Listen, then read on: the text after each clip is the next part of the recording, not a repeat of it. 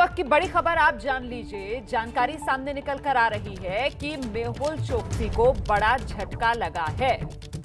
Dominica सरकार की तरफ से कहा गया है कि मेहुल चोकसी को भारत को सौंपा जाए। कोर्ट में सुनवाई के दौरान डोमिनिका सरकार की तरफ से यह बयान आया है और ये बयान मेहुल चोकसी के लिए यकीनन बड़ा झटका है। हालांकि देखिए, अभी फैसले का इंतजार है, लेकिन इस बीच ये रुख डोमिनिका सरकार का मेहुल चोकसी की मुश्किल बढ़ाने वाला यकीनन है। सीधे रुख करते हैं, मेरे साथ मेरे सहयोगी गणेश ठाकुर इस वक्त मौजूद हैं। गणेश, बड़ा झटका मेहुल चोकसी के लिए? बिल्कुल रोमान, क्योंकि एक कवच के तौर पर ये सारा लीगल एंगल जो है मेहुल चोकसी देख रहा था, क्योंकि डोमिनिका में प्राइमरी की भी बात हुई तो जस्टिस स्टीवेंसन के अदालत में जब ये सुनवाई अभी शुरू है, वर्चुअल सुनवाई शुरू है, अस्पताल से मेहुल चोकसी वहां लाया गया है, तो उसमें डोमिनिका सरकार की तरफ से साफ साफ कहा गया है कि जो प्ली हेबियस कॉर्पस है, जो याचिका दायर की है अदालत में मेहुल चोकसी ने, उसको खारिज किया जाए। यानी इसका साफ मतलब है कि भारत को उसे सौंपा जाए और भारत सरकार की तरफ से जो टीम भेजेगी उसके साथ उसे वापस भारत लाने के लिए ग्रीन सिग्नल डोमिनिका सरकार की तरफ से आया है। डोमिनिका में एक ब्राइबरी का भी मामला की चर्चा हुई थी कि जो अपोजिशन लीडर है उन्होंने पैसे लेकर मेहुल चोकसी को वहां पर जो है शय देने के लिए, उसके फेवर में जजमेंट के लिए एक दबाव बनाया। लेकिन अब डोमिनिका सरकार की तरफ से साफ कर दिया गया है कि सरकार उसको यहाँ रखने में या एंटीगा भेजने के पक्ष में नहीं है। और प्रोसिक्यूशन की तरफ से भी ये दलील अदालत में अब रखी गई थी कि एंटीगा ने उसका जो सिटीजनशिप है वो रद्द की है, उसको रिवोक किया है। तो ऐसे में भारत सरकार ने जो टीम भेजी, जो कॉरेस्पॉन्डेंस किया गया है अदालत में, जो डोजियर रखा गया है ईडी और सीबीआई की तरफ से कि उस पर क्या आरोप है, किस तरह का घोटाला किया है, और उसने अभी तक भारत की नागरिकता जो है वो सरेंडर पास तो जरूर किया, लेकिन अभी भी वो भारत का नागरिक है। तो ऐसी स्थिति में उसको भारत में ही भेजा जाए, क्योंकि क्राइम जो हुआ है भारत में हुआ है। तो ये दलील सरकार की तरफ से, भारत की तरफ से रखी गई। प्रोसिक्यूशन ने भी यही बात सामने रखी है। और अब डोमिनिका सरकार की तरफ से ये कहना कि उसकी प्ली रिजेक्ट की जाए, याचिका खारिज की जाए, तो कहीं ना कहीं डोमिनिका सरकार का भी एक तरह से एक पक्ष जो है वो भारत के साथ जुड़ता हुआ नजर आ रहा है। तो आप रहिए मेरे साथ गणेश ठाकुर, मैं आपके पास लौटूंगी। देखिए, इस बीच मेहुल चोकसी के वकील का एक बयान सामने है, जरा वो दर्शकों के सामने रखते हैं। What was the hearing and what was the update today, sir? At the moment, I do not have the update. Hearing is going on, so I do not have the update because the court hearings are going on. So when the my team lawyers will come out, then only I get the update. At the moment, I do not have any update. Sir, what are the legal hurdles or what are the present situations, sir?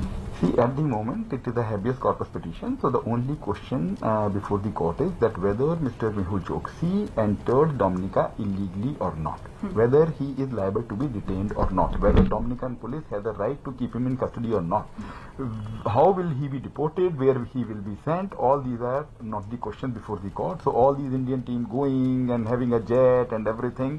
So I wish them happy vacations. So that is not the consideration. They are not even a party. And sir, also what will be the upcoming or what will be the next action course of both the things? It would only depend upon the outcome of the court today. Okay, thank you. तो देखिए, अदालत में जो मामला माना जा रहा था कि कानूनी तौर पर अटक सकता है, अब वो और ज्यादा भारत के पक्ष में जाता हुआ इसलिए नजर आ रहा है क्योंकि जो डोमिनिका की सरकार है, सरकार की तरफ से अदालत में यह पक्ष रख दिया गया है कि भारत को सौंपा जाए मेहुल चोकसी को। ऐसे में गणेश ठाकुर, ये माना जाना चाहिए कि भारत आने का जो रास्ता है मेहुल चोकसी का, अब वो और साफ होता हुआ नजर आ रहा है। अब और बच नहीं सकता मेहुल चोकसी। बिल्कुल, जिको एक रोड़ा जो था वो रोड़ा कहीं ना कहीं हटते हुए नजर आ रहा है। अब तक की प्रोसीडिंग्स में जो सुनवाई अब तक हुई है उससे तो यही पता चल रहा है, या जो हम कहते हैं एक टिल्ट होता है जजमेंट का, हियरिंग में ये कहीं ना कहीं भारत का पक्ष अब मजबूत होते हुए दिख रहा है। क्योंकि पहले एंटीगा सरकार ने ये साफ कर दिया था कि वो मेहुल चोकसी को वापस नहीं लेंगे। रास्ता बचा था वो डोमिनिकन सरकार की तरफ से ही था, और दलील ये दी गई थी कि वो भागकर नहीं तो उसका अपहरण करके लाया गया। तो इसी वजह से ये हेबियस कॉर्पस और सारी कानूनी लड़ाई जो है वहाँ लड़ी जा रही है। और जो भारत सरकार की तरफ से दलील वहाँ रखी गई और जो क्राइम भारत में हुआ है उस बारे में सरकार को जो अवगत कराया जाएगा, प्रोसिक्यूशन की तरफ से जो बातें रखी जाएंगी, तो वो कहीं ना कहीं भारत के फेवर में आएगा। ऐसा अब तक की हियरिंग में पता चल रहा है, लग जी। रहा है। तो ऐसे में कोर्ट क्या निर्णय देता है, इस पर सभी की नजरें टिकी हुई हैं। बहुत बहुत धन्यवाद गणेश इस तमाम जानकारी के लिए। तो गणेश ठाकुर बता रहे हैं किस तरीके से मेहुल चोकसी के लिए बड़ा झटका है, क्योंकि वहां की अदालत में वहीं की सरकार, डोमिनिक का सरकार, उसकी तरफ से साफ कर दिया गया है कि साहब भारत को सौंप देना चाहिए मेहुल चोकसी को, उन्हें किसी तरीके की कोई आपत्ति नहीं है। और अब सीधे आपको लेकर चलते हैं, मेरे साथ मेरे सहयोगी प्रणय उपाध्याय इस वक्त मौजूद हैं। प्रणय, कूटनीतिक लिहाज से भी इसे भारत की बड़ी जीत कहा जाएगा, क्योंकि पहले एंटिगा सरकार और अब हम देख रहे हैं डोमिनिका सरकार, उसका रुख भी बिल्कुल साफ कि मेहुल चोकसी को भारत को सौंपा जाना चाहिए।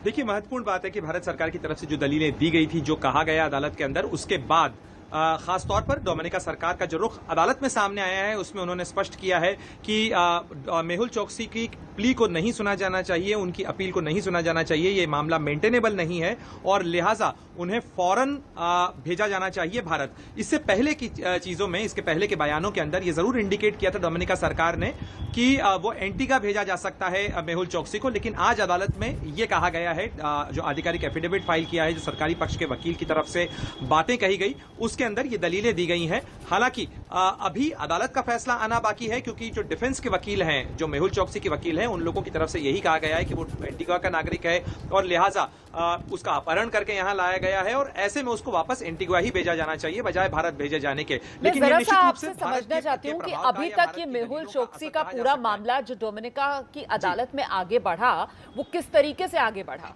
क्या सबसे बड़ा रोड़ा माना जा रहा था उसके वापस भारत लाने में, और वो जो रोड़ा था क्या अब वो हटता हुआ नजर आ रहा है? जिस तरीके से डोमिनिका सरकार की तरफ से वहां की अदालत में कह दिया गया है कि साहब इसको भारत को सौंपा जाना चाहिए। रोमाना, 23 मई को मेहुल चोकसी एंटीगुआ से लापता हुआ।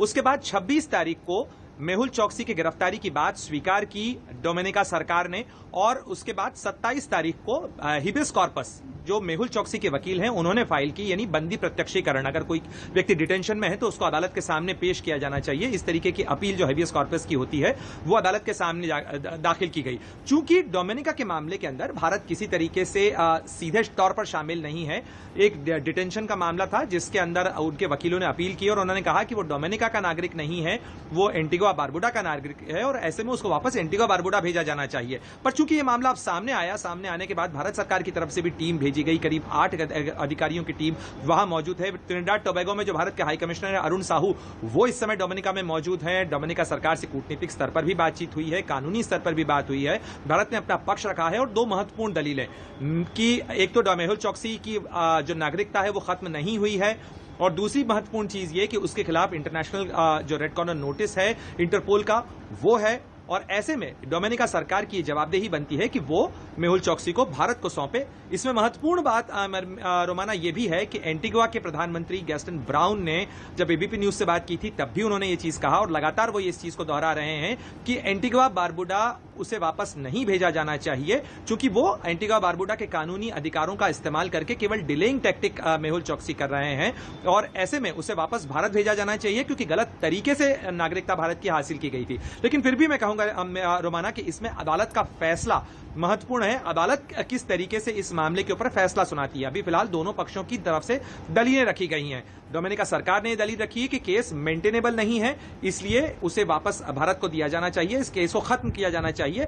जो अदालत के अंदर दलीलें की गई हैं, जो पिटीशन, चूंकि अदालत का दरवाजा मेहुल चोकसी ने खटखटाया है, सरकार ने नहीं खटखटाया, सरकार इसमें रेस्पोंडेंट है और इसलिए जो मेहुल चोकसी के वकील हैं वो लगातार इस चीज का आग्रह कर रहे हैं। उनका कहना है कि उनको इलीगल डिटेंशन में रखा गया है, वो यहां पर आए नहीं है, मर्जी से नहीं आए, बल्कि उनको अपहरण करके लाया गया और इसलिए उन्हें वापस अपने मूल देश जो कि एंटीगा बारबुडा है वहां भेजा जाना चाहिए। अब अदालत क्या फैसला करती है ये कुछ देर में तस्वीर स्पष्ट हो जाएगी, लेकिन महत्वपूर्ण बात जिसका आप भी जिक्र कर रही थी वो ये कि भारत के लिहाज से ये महत्वपूर्ण फैसला है, क्योंकि अगर डोमिनिका की सरकार भी ये कहती है, सरकार निश्चित रूप से अगर अदालत में कहती है जिसकी कस्टडी में इस समय मेहुल चोकसी है, कि अगर मेहुल चोकसी को भारत भेजा जा सकता है, जहाज वहां पहले से मौजूद है रोमाना, भारत के अधिकारी वहां पहले से मौजूद हैं। और अगर अदालत का फैसला भी आ जाता है तो इस काम के अंदर देरी नहीं होगी और जल्द ही मेहुल चौकसी भारत आ सकता है। महत्वपूर्ण बात आप बता रहे हैं। दरअसल वकील भी यही कह रहे थे कि साहब हासिल कुछ नहीं होगा। मेहुल चौकसी के वकील ये कह रहे हैं हासिल कुछ नहीं होगा। भारत की तरफ से जो अफसरों की टीम भेजी गई है डोमिनिका में, अंकित मेरे साथ मौजूद है, मेरे सहयोगी। अंकित ने पत्नी से बात की थी मेहुल चौकसी की, और ऐसे में अब जबकि डोमिनिका सरकार ही हाथ खड़े कर रही है वहां की अदालत में और कह रही है साहब इसको तो बिल्कुल भारत भेजा जाना चाहिए, तो परिवार के लिए और मेहुल चौकसी के लिए बड़ा झटका। अंकित गुप्ता,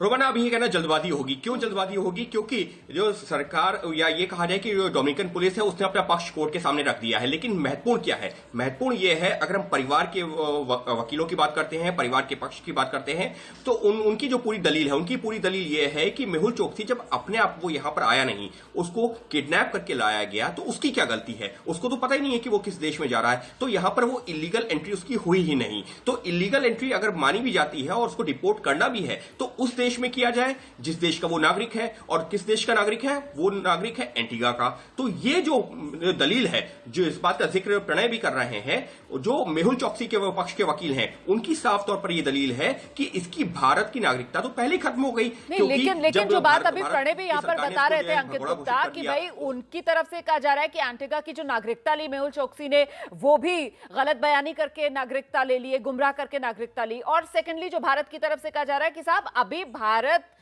का नागरिक है मेहुल चौकसी, और यही वो टेक्निकल आधार, टेक्निकल ग्राउंड्स जिसकी वजह से माना जा रहा है कि वापसी मेहुल चौकसी की अब एंटीगा ना होकर सीधे डोमिनिका से भारत हो सकती है। और इस बीच आपने जो बात की थी मेहुल चौकसी की पत्नी से, जरा वो दर्शकों को दिखाते हैं, उसके बाद बातचीत आगे बढ़ाएंगे। अंकित बोल रहा हूँ एबीपी न्यूज से। मैम, पहले तो यही जानना चाह रहा था कि मेहुल जी अभी कहाँ पर हैं, क्या जानकारी आप लोगों के पास में है?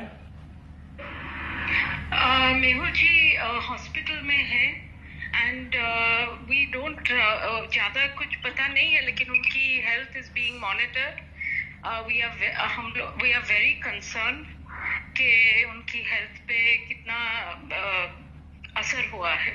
लेकिन मैम वो गए कब थे? क्योंकि हम लोग को जैसी जानकारी है, आप सब लोग एंटीगा में मौजूद हैं, तो वो डोमिनिका कैसे पहुंच गए? और कहा जा रहा है कोई महिला थी जो उनके साथ में उनकी दोस्त थी, उन महिला के बारे में क्या जानकारी है? अभी तक व्हाट एवर वी नो, हम लोग को जो भी पता है कि वो डिनर के लिए जा रहे थे और दिस वाज उनका वॉकिंग के साथ, कभी कभी ये लेडी के साथ वॉक्स पे जाते थे। ये लेडी कभी कभी आइलैंड पे आती थी, तो वो लोग डिनर पे जाने वाले थे। उनके दूसरे दोस्त लोग भी ये लेडी को पहचानते हैं। और जो आपका पिक्चर्स आ रहे हैं आपके चैनल पे, वो लेडी नहीं है। आई डोंट नो कि क्या हो रहा है, लेकिन ये सेम लेडी है नहीं। लेकिन मैम, इसका मतलब आप ये कह रहे हैं कि जो सोशल मीडिया पे पिक्चर्स चल रही हैं वो उस महिला की नहीं है जिनके साथ मेहुल जी की दोस्ती थी या जिनके साथ डिनर पे जाने वाले थे? नहीं, एग्जैक्टली। और मैम, वो जो महिला थी जो मेहुल जी के, और वो शायद आप लोगों की भी जान पहचान की थी, घर में आना जाना था, वो कितने पुरानी जान पहचान थी? वो पहली दफा अगस्त में आई बिलीव मिली वॉकवे, और ऐसे उन्होंने बात चालू किया। वो हमारे दूसरा घर है, वहाँ पे कभी कभी जाती थी, ऐसे कुछ कॉफी चेयर। जी मैम। हाँ जी, एंड वही जैसे ऐसे ही पहचान था, कुछ ज्यादा पहचान नहीं था। तो मैम वो बता रही थी वो उसको बिजनेस करने के लिए आ रही है एंटीगा, उसको कुछ हाउस रेनोवेशन करती थी। ओके, तो मैम फिर जो है मेहुल जी कब जो है घर से निकले हैं, उसके बाद में आप लोगों को कब जानकारी मिली कि वो एंटीगा में नहीं डोमिनिका पहुंच गए हैं? हम लोग ने ट्यूसडे, कोई आई बिलीव ट्यूसडे या वेडनेसडे, अभी मेरे को बराबर याद नहीं है, तो वहाँ का डोमिनिका का रेडियो चैनल या कोई न्यूज आर्टिकल आया था कि ऐसे कोई इंडियन को वो लोग ने पकड़ा है और जेल में है, लेकिन उसको कोई उसका किसी को उसके पास जाने नहीं दे रहे हैं। जी। तो तभी थोड़ा आइडिया आया कि शायद ऐसा हुआ है, एंड उसके बाद तो वो आई थिंक स्टोरी ब्रेक हो गया जी कि ये मेहुल चौकसी है और कस्टडी में है और सब। Exactly ma'am. I think Wednesday को तो मैम उसके बाद में जो तस्वीरें सामने आई हैं जिसमें उनको काफी इंजरी भी दिख रही है, तो आप लोगों ने वो तस्वीरें कब देखी हैं और आप ये फिर जब मेहुल जी से बात आप लोगों की हुई है कि ये चोट कैसे लगी है? जो तस्वीरें आई हमने तो मीडिया पे देखा जी पहली दफा, और वो आई बिलीव थर्सडे या फ्राइडे मेरे को बराबर नहीं आते, थर्सडे था शायद। एंड सॉरी, आपने और क्या पूछा था मैम? उसके बाद में मेहुल जी से बात हुई कि उनको ये चोट कैसे लगी, वो कैसे एंटीगा से डोमिनिका पहुंचे? बेसिकली ये इंजरीज उनको वो 2 इंडियन थे जो अभी हम लोग को मालूम पड़ा है कि एक इंडियन था और एक British passport holder Indian descent का आदमी है जी। कि वो लोग टॉर्चर कर रहे थे कोई और भी आदमी जो क्लेम कर रहा था, फोन पे बात करता था, थ्रेट्स देता था। वो उनका नाम उन्होंने ऐसे बताया था कि नरेंद्र सिंह जी उनका नाम है। अच्छा, पहले भी धमकियां आ रही थी? आप ये कह रहे हैं कि पहले भी धमकियां आ रही? जी अभी ये बोट पे बोट पे धमकियां वो दे रहा था फैमिली के अगेंस्ट, और मुंह खोले गए तो और वो उन्होंने ऐसा बताया कि मैं आपका केस संभालता हूँ। तो मैम ये सारी जानकारी आपको मेहुल जी नहीं दी है? आपकी उनसे बात हुई? हमारी बात उनसे हुई है, लेकिन हमारा अभी पुलिस कोर्ट का केस है जी। बस मैम आज का दिन बहुत महत्वपूर्ण है, तो आप लोगों की मेन प्रेयर क्या है? क्या आप लोग चाहते हैं? सॉरी मैं आप लोग as a family, as a wife, आप क्या चाहते हैं आज? क्योंकि कोर्ट में सुनवाई है और जानकारी मिल रही है कि इंडियन गवर्नमेंट चाहती है कि उनको इंडिया वापस भेजा जाए, ना कि एंटीगा। हम लोग यही चाहते हैं कि वो सही सलामत घर वापस आए, और हमारे विवेश के court justice system will do this, क्योंकि दिस इज ह्यूमन। तो मेहुल चोकसी की पत्नी प्रीति चोकसी को आप सुन रहे थे। फिलहाल डोमिनिका की कोर्ट के अंदर ये मामला चल रहा है, और जैसे ही वहां से कोई अपडेट आएगा तो एक बार फिर से हम आप तक पहुंचाएंगे। फिलहाल बहुत बहुत धन्यवाद प्रणय उपाध्याय, अंकित गुप्ता हमारे साथ बने रहने के लिए। बीजेपी नेता के समर्थकों ने पुलिस के साथ जमकर धक्का मुक्की कर दी। ये तस्वीरें आप देख रहे हैं, नेताजी के इन समर्थकों के हौसले देखिए कितने बुलंद हैं। पुलिस के साथ न सिर्फ हाथापाई कर रहे हैं, बल्कि पुलिस के काम में रुकावट डाल रहे हैं। इस तरह इन लोगों ने एक हिस्ट्री शीटर बदमाश मनोज सिंह को पुलिस की गिरफ्त से फरार करवा दिया। दरअसल कानपुर के बीजेपी नेता नारायण सिंह भदौरिया कोरोना काल में जन्मदिन की पार्टी मना रहे थे। पुलिस को सूचना मिली कि इस पार्टी में बदमाश पहुंचा हुआ है, हिस्ट्री शीटर है। इसी की पुलिस को काफी वक्त से तलाश थी। जब पुलिस बदमाश को पकड़ने मौके पर पहुंची तो हंगामा शुरू हो गया। लोगों ने पुलिस की जीप से बदमाश को निकालकर फरार करवा दिया और पुलिस को खाली हाथ लौटना पड़ा। अब पुलिस पूरे मामले की जांच करने की बात कह रही है।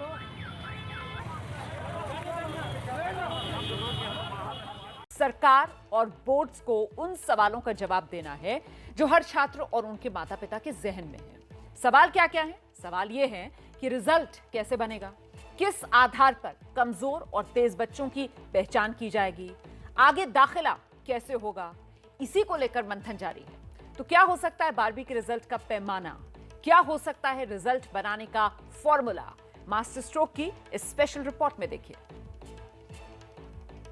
अब रिजल्ट हमारे प्रीवियस रिजल्ट्स के बेसिस पे या प्री बोर्ड्स पे करा जा सकता है। तो जिन्होंने पूरे साल पढ़ा है उनके लिए मे बी एक फेयर डिसीजन ना हो। सबको एक ही साथ प्रमोट कर देंगे तो ये गलत होगा, क्योंकि जो बच्चे ज़्यादा मेहनत कर रहा है और जो कम मेहनत कर रहा है तो उनमें एक डिस्टिंग्विश, मतलब उनके बीच में एक अंतर तो रहना चाहिए। एग्जाम्स हो जाते तो हमें परफॉर्म करने का एक मौका मिल जाता। 12th से कॉलेज, अच्छा कॉलेज या बुरा कॉलेज डिसाइड होता है। फॉरेन यूनिवर्सिटीज़ में एडमिशन के लिए बोर्ड के परसेंटेज का बहुत वेटेज होता है, तो अगर हम अप्लाई नहीं कर पाएंगे वहाँ पे अगर हमें सेटिस्फाइड रिजल्ट नहीं मिला तो बाद में हम लोग को एडमिशन के लिए और फिर करियर पर हमारे असर हो सकता है।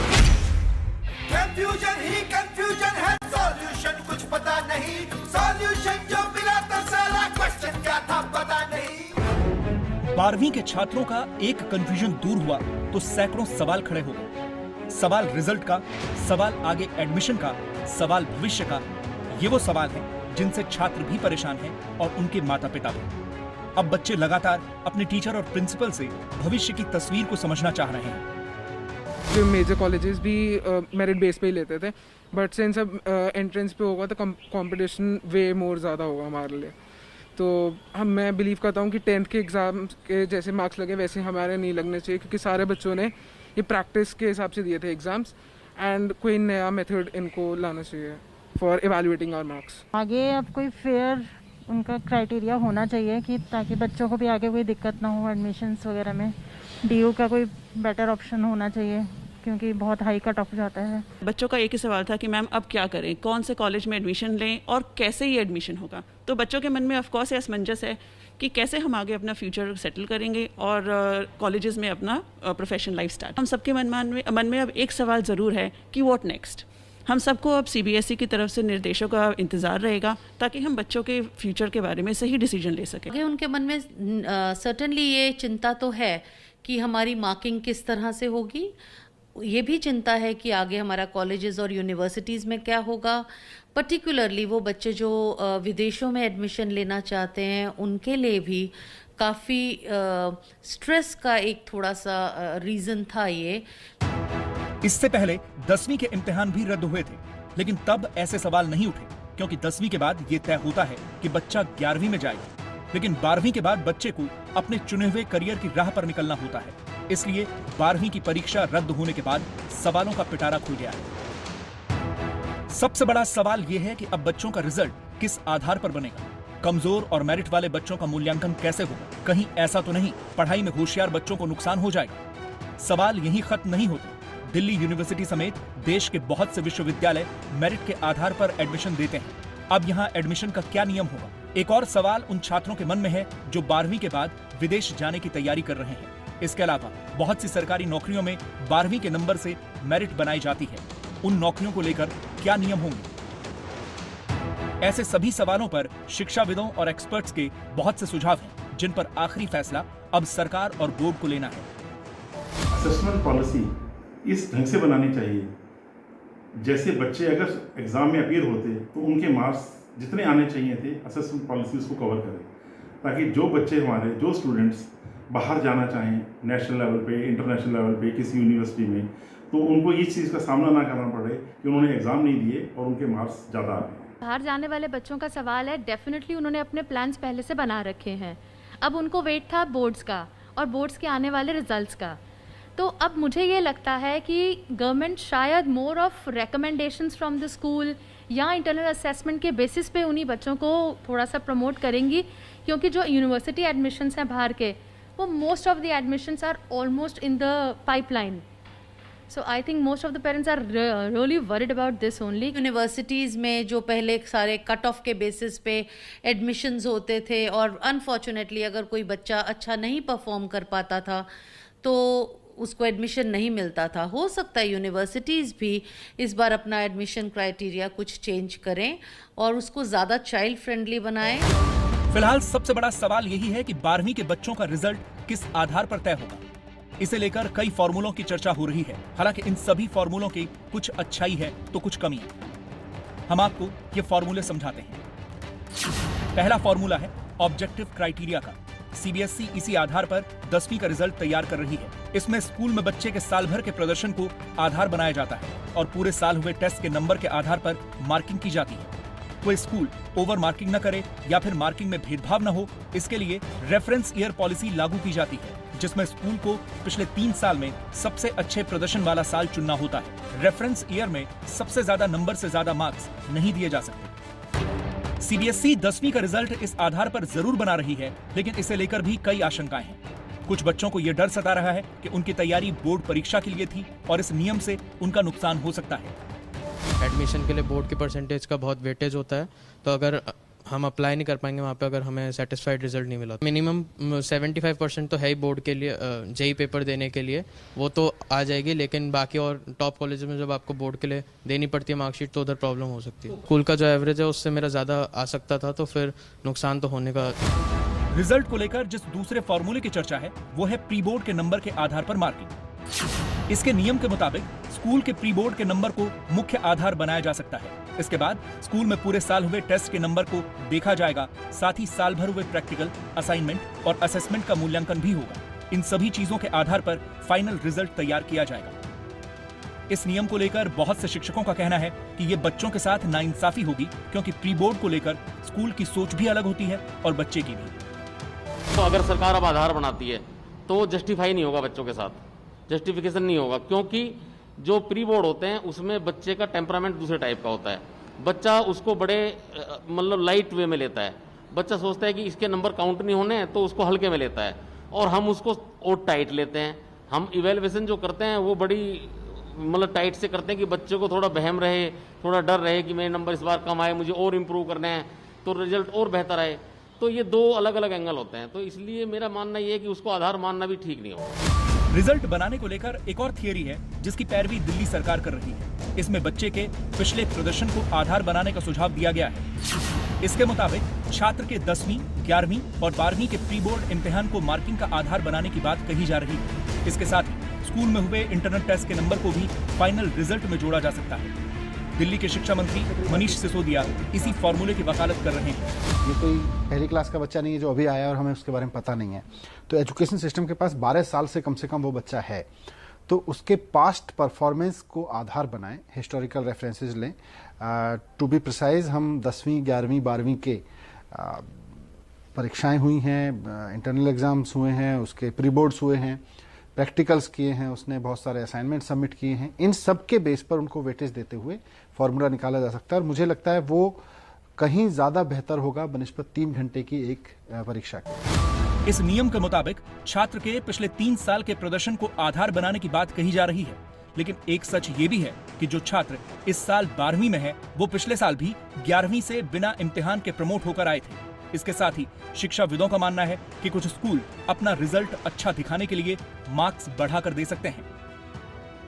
वो कुछ 10th का असेसमेंट ले सकते हैं, कुछ 11th का ले सकते हैं, या फिर जैसे इन्होंने 10th का किया है, 12th में जो भी इंटरनल असेसमेंट हुए हैं, जैसे यूनिट टेस्ट हो गया, टर्म टेस्ट हो गया, प्री बोर्ड हो गया, उसका कुछ वेटेज ले सकते हैं, 10%, 20%, 30%। उस वेटेज से आपको अपने स्कूल की परसेंटेज भी ध्यान रखनी पड़ेगी, आपका पिछले गत 3 वर्षों से क्या रिजल्ट रहा है। अदरवाइज हम क्या करेंगे, बाकी स्कूल क्या कर सकते हैं, हम कहेंगे ठीक है बच्चा है, हमने नंबर देने, हम सब उसको 90% नंबर देंगे, 80% नंबर देंगे। नहीं, हमको अपने पिछले 3 साल की एवरेज का भी ध्यान रखना पड़ेगा। अदरवाइज बहुत ज्यादा वेरिएशन आ जाएगा रिजल्ट में और डिससेटिस्फैक्शन क्लेम हो जाएगा। 10वीं और 12वीं की परीक्षा बिल्कुल अलग होती है और इन परीक्षाओं के रिजल्ट का महत्व भी अलग अलग होता है। 12वीं के रिजल्ट से जिंदगी की नई राह की शुरुआत होती है, इसीलिए 12वीं के रिजल्ट को लेकर हर कोई परेशान है। सरकार भी ये समझती है, इसीलिए पूरे मंथन के बाद ही रिजल्ट का फॉर्मूला तय किया जाएगा ताकि किसी भी बच्चे के भविष्य को नुकसान न पहुंचे। देखिए, सीबीएसई परीक्षा के रद्द होने के ऐलान के कुछ ही घंटे बाद आईसीएसई बोर्ड ने भी परीक्षाएं रद्द कर दी हैं। इसके बाद अब राज्यों के बोर्ड्स ने 12वीं को लेकर फैसला करना शुरू कर दिया। आपको बताते हैं किस किस बोर्ड का क्या क्या रुख अभी तक सामने आया है। गुजरात में परीक्षा रद्द करने का फैसला लिया गया है। मध्य प्रदेश, परीक्षा रद्द करने का फैसला मध्य प्रदेश सरकार ने ले लिया है। हरियाणा में भी जो शिक्षा बोर्ड है परीक्षा रद्द करने का फैसला ले चुका है वो। छत्तीसगढ़ के अंदर परीक्षा शुरू हो गई है घर से, लेकिन उत्तर प्रदेश में अभी कोई फैसला नहीं हुआ है, महाराष्ट्र में अभी कोई फैसला नहीं हुआ है, राजस्थान में भी अभी कोई फैसला नहीं हुआ है और पश्चिम बंगाल में भी अभी फैसला नहीं लिया गया है। लापरवाही खूब हो रही है कोरोना को लेकर। दरअसल ये पूरी लापरवाही जिसका मैं जिक्र कर रही हूं कि कोरोना के आंकड़े भले ही कम हो गए हों आने, लेकिन लोग जो हैं वो लापरवाह भी नजर आ रहे हैं। न मास्क का ख्याल कर रहे हैं और ना ही सोशल डिस्टेंसिंग का ख्याल कर रहे हैं। लेकिन इस सब के बीच एक अच्छी खबर ये आ रही है कि स्पुतनिक के बाद अब फाइजर और मॉडर्ना कंपनी की वैक्सीन के आने का रास्ता देश में साफ होता नजर आ रहा है। सरकार ये समझ रही है कि इस वक्त सबसे ज्यादा जरूरी वैक्सीन की सप्लाई है और इसीलिए दूसरे देशों की बड़ी वैक्सीन कंपनियों को लाने के लिए सरकार नियमों में ढील देने की तैयारी कर रही है।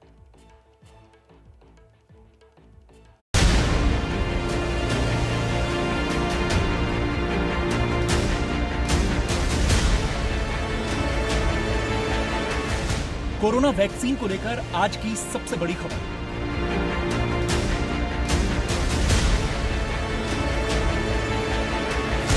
फाइजर और मॉडर्ना वैक्सीन के आने का रास्ता साफ।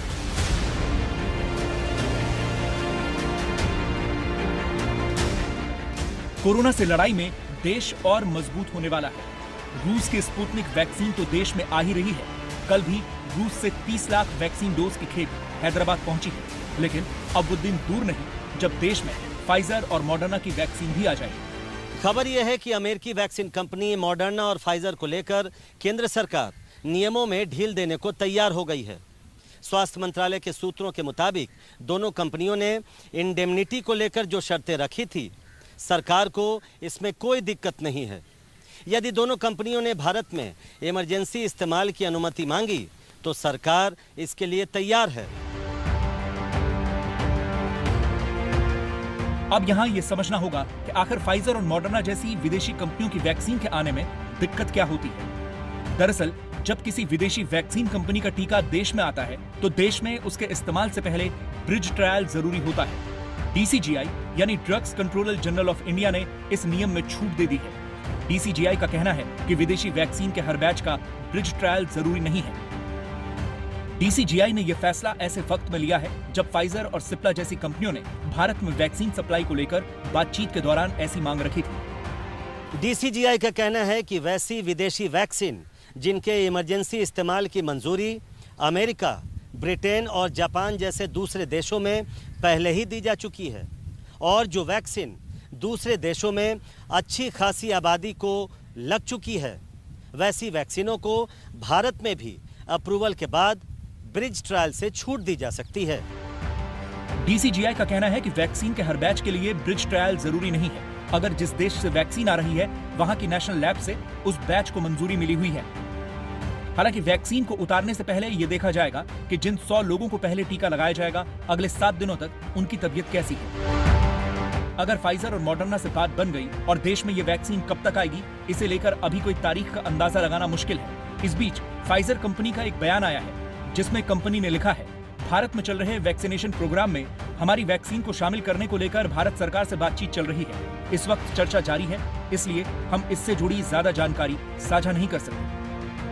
फाइजर और मॉडर्ना की वैक्सीन अगर जल्द भारत आई तो एक बात तो तय है कि देश में वैक्सीन का जो संकट अभी चल रहा है उसे दूर करने में काफी हद तक मदद मिलेगी। लेकिन इसी के साथ ये समझना भी जरूरी है कि इन दोनों वैक्सीन की खासियत क्या है। अच्छा, ये भी जानिए आप कि देश में इस वक्त 2 वैक्सीन लगाई जा रही हैं। एक कोविशील्ड है, दूसरी कोवैक्सिन है और इन दोनों वैक्सीन के अलावा रूस की स्पुतनिक वैक्सीन भी देश में आ गई है। अगर आप कोविन पोर्टल पर जाएंगे तो आपको स्पुतनिक वैक्सीन का विकल्प भी वहां नजर आएगा। लेकिन इन 3 वैक्सीन के बाद फाइजर और मॉडर्ना भी अब आ रही हैं। तो कौन सी वैक्सीन कितनी कारगर है, हम आपको अब ये समझाने जा रहे हैं। इसे गौर से देखिए आप। दरअसल कोविशील्ड वैक्सीन को ब्रिटेन की ऑक्सफोर्ड यूनिवर्सिटी और फार्मा कंपनी एस्ट्राजेनेका ने विकसित किया है। भारत में सीरम इंस्टीट्यूट ऑफ इंडिया इसे बना रहा है। इस वैक्सीन का एफिकेसी रेट 81.3% है। हालांकि आधार पूनावाला ने एफिकेसी रेट जो है इस कोविशील्ड का वो ज्यादा बताया था, लेकिन मशहूर मेडिकल जर्नल लैंसेट में छपी स्टडी में कहा गया कि ये वैक्सीन 81.3% ही कारगर है, वो भी 3 महीने के अंतर में दोनों डोज लेने के बाद। कोवैक्सिन का टीका भारत में बनाया गया, इसे भारत बायोटेक बना रही है। इसकी एफिकेसी रेट 78% है। स्पुतनिक वैक्सीन रूस ने बनाई, इस वैक्सीन की एफिकेसी जो है वो 91.6% है। फाइजर की वैक्सीन अमेरिका ने बनाई है, इसकी एफिकेसी रेट 95% बताई जा रही है। और इसके अलावा मॉडर्ना कंपनी की वैक्सीन भी अमेरिका में ही तैयार की गई, इसकी एफिकेसी रेट जो है वो 94% है। हालांकि एक बात अच्छी तरीके से समझ लेनी चाहिए कि ये सभी वैक्सीन कोरोना से लड़ने में कारगर हैं। फ्रांस में हुई एक स्टडी में भी सामने आया कि फाइजर की वैक्सीन भारत में फैले कोरोना के स्ट्रेन से बचाव करने में सक्षम है।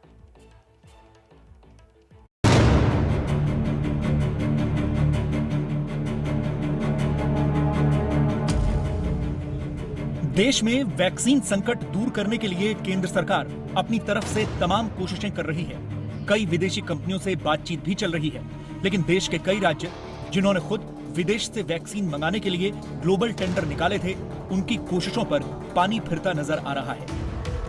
मुंबई में बीएमसी ने 1 करोड़ वैक्सीन डोज के लिए ग्लोबल टेंडर निकाला। 9 अर्जियां आई, लेकिन उनमें से किसी के पास वैक्सीन बनाने वाली कंपनी का कोई ठोस दस्तावेज नहीं था।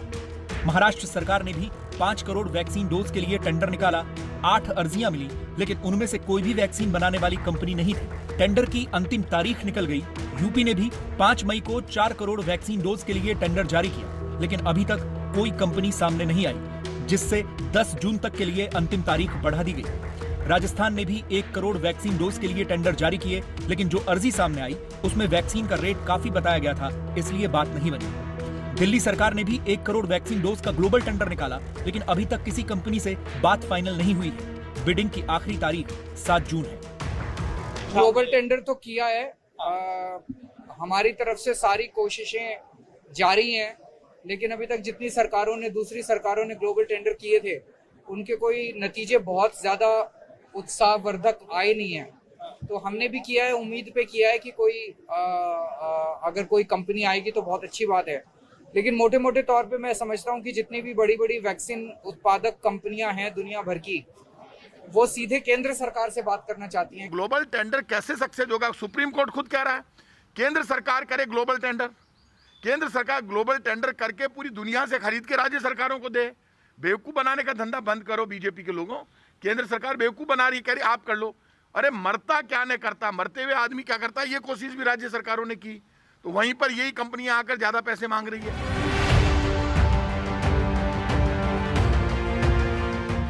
उधर ओडिशा के मुख्यमंत्री नवीन पटनायक ने कहा है कि केंद्र सरकार को ही वैक्सीन खरीदकर सभी राज्यों को देनी चाहिए। उन्होंने कई राज्यों के मुख्यमंत्रियों से भी बात की और चिट्ठी लिखकर उनसे सहयोग भी मांगा। ममता बनर्जी ने कहा केंद्र सरकार को वैक्सीन खरीदकर सभी राज्यों को मुफ्त देनी चाहिए। उन्होंने भी फोन किया था, केरला का चीफ मिनिस्टर भी चाहते हैं, उन्होंने भी चाहते हैं कि सेंट्रल गवर्नमेंट फ्री वैक्सीन दे, और स्टेट गवर्नमेंट को क्यों प्रोक्योरमेंट करने बोलता है? State government can not do it. It is a central government. They should have sent the vaccine to the state government and state government को इसको free of cost में देना चाहिए। इस बीच सुप्रीम कोर्ट ने भी केंद्र की वैक्सीनेशन पॉलिसी पर सवाल उठाए हैं। सुप्रीम कोर्ट ने कहा केंद्र ने 45 से अधिक उम्र के लोगों को मुफ्त टीका दिया, लेकिन 18 से 44 साल वालों के लिए राज्य सरकार और निजी अस्पताल को खरीद के लिए कहा। ये नीति तर्क की कसौटी पर खरी नहीं उतरती। सुप्रीम कोर्ट ने केंद्र सरकार से साफ करने को कहा है कि वैक्सीनेशन की ये जो नीति तय की गई है उसके पीछे क्या आधार हैं। साथ ही साथ कोर्ट ने ये भी जानना चाहा है कि जिन लोगों का वैक्सीनेशन होना है उनमें से कितने प्रतिशत लोगों का टीकाकरण अब तक किया जा चुका है। कोर्ट ने राज्य सरकारों से भी ये बताने को कहा है कि क्या वो नागरिकों को मुफ्त में टीका दे रही हैं। ये बात जग जाहिर है कि देश में अभी भी वैक्सीन की कमी है और बहुत बड़ी आबादी का वैक्सीनेशन होना बाकी है। ऐसे में उम्मीद यही है कि जल्द से जल्द भारत में वैक्सीन का प्रोडक्शन बढ़े और विदेश से दूसरी वैक्सीन आए, ताकि पूरे देश को कोरोना का कवच दिया जा सके। और अब आपको उस मासूम से मिलवाएंगे जिसकी मासूमियत पिछले 48 घंटे से इंटरनेट पर छाई हुई है। कश्मीर की 6 साल की छोटी सी बच्ची है। ऑनलाइन क्लासेस से परेशान होकर सीधे पीएम मोदी से मासूम सी शिकायत की है और इसकी शिकायत पर प्रशासन को हरकत में भी आना पड़ा। आज हम आपको इस मासूम बच्ची से मिलवाने जा रहे हैं। अस्सलाम वालेकुम मोदी साहब। छोटे बच्चे जो होते हैं, जो 6 years old होते हैं, उनको ज्यादा क्यों रखते हैं काम मैडम और टीचर? मैं स्कूल जाना चाहती हूँ। You understand? मैं स्कूल जाना चाहती हूँ बस। मैं आती नहीं। थोड़ा सुनाओ ना मुझे, प्लीज प्लीज प्लीज। थोड़ा वैसे ही बोलना। कश्मीर की जिस बच्ची की मासूमियत पर पूरा देश फिदा है, आज उसी बच्ची का एक और अंदाज देखिए। मैं बोला था आपने, उसमें क्या बताया था आपने? इसमें अस्सलाम। हाँ, क्या बोला था? मैं आती नहीं। थोड़ा सुनाओ ना मुझे, प्लीज प्लीज प्लीज प्लीज। बोलो थोड़ा। वैसे ही बोलना। 6 साल की माहिरा ने अपने वीडियो में पीएम नरेंद्र मोदी से शिकायत की थी कि ऑनलाइन क्लास में इतनी पढ़ाई क्यों करवाते हैं। जब मैं सुबह उठती हूँ तब 10 बजे मुझे 2 बजे तक होती है क्लास। एक होती है इंग्लिश, उसके बाद मैथ, उसके बाद उर्दू, उसके बाद EVS, उसके बाद कंप्यूटर। इतना ज़्यादा काम रखते हैं बड़ों बच्चों को जो थे 7, 6, 10। छोटे बच्चों को इतना काम क्यों रखते हैं मोदी साहब? ABP न्यूज माहिरा के घर पहुंचा तो कैमरा देखकर माहिरा शर्मा गई। किसी ने पूछा मोदी साहब कौन हैं, तो सुनिए माहिरा ने क्या कहा। आपको पता मोदी साहब कौन है? वो क्या है? पापा ने बोला था जब कर्फ्यू होता है वो करते हैं मोदी साहब, इसीलिए मुझे पता है मोदी साहब वो है पीएम। श्रीनगर के इसी घर में माहिरा अपने परिवार के साथ रहती हैं और एक निजी स्कूल में पढ़ती हैं और अब कह रही हैं कि वो स्कूल जाना चाहती हैं। अब तो काम ज्यादा होता था क्या? हाँ, अब कम है, अब नहीं, अब मैं स्कूल जाना चाहती हूँ, टू अंडरस्टैंड। एक नहीं कई न्यूज चैनलों के कैमरे थे, रिपोर्टर थे और सब माहिरा के मुंह से एक लाइन सुन लेना चाहते थे। ये क्लास है ना वो कम हुआ, आप खुश हैं? हाँ बोलो। हाँ कितने खुश हैं आप? यहाँ से देखिए, यहाँ से देखिए, यहाँ से देखिए मेरी ओर, कितने खुश हैं आप? अभी क्लास आपकी सुबह 10 बजे से। बहुत, मैं स्कूल जाना चाहती हूँ।